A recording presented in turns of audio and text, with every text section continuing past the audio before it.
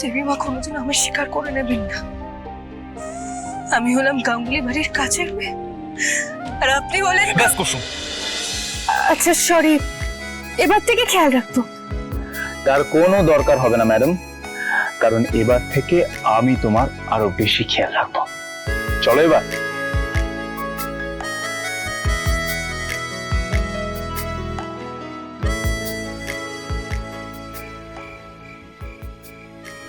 আমি এখনো কুলদেবতার মন্দিরে পৌঁছতে পারিনি আয়ুষ।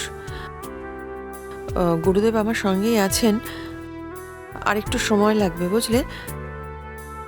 কাল সকাল 11টা-12টার মধ্যে বাড়ি ফিরবো, কেমন?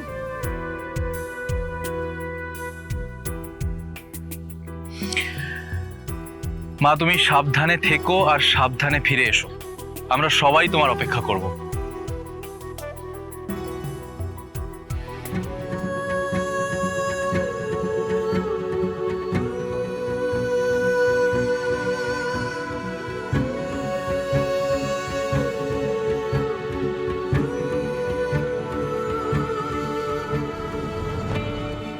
আমি তোমাকে প্রচন্ড ভালোবাসি কুসুম, প্রচন্ড ভালোবাসি। ছোট সাহেব,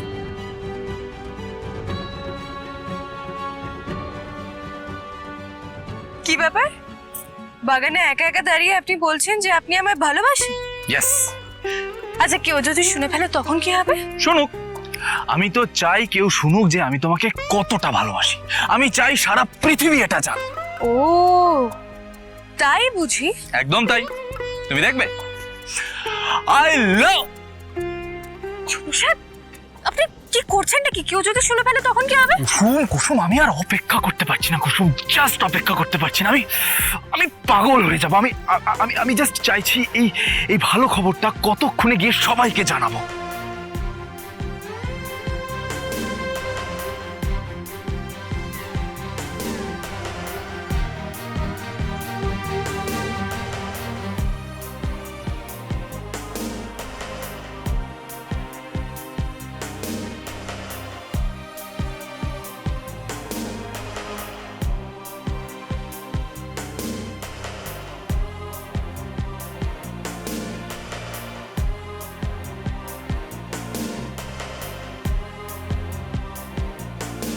আচ্ছা কুসুম, এবার তো আমরা বিয়ের ব্যাপারে ভাবতেই পারি, বলো?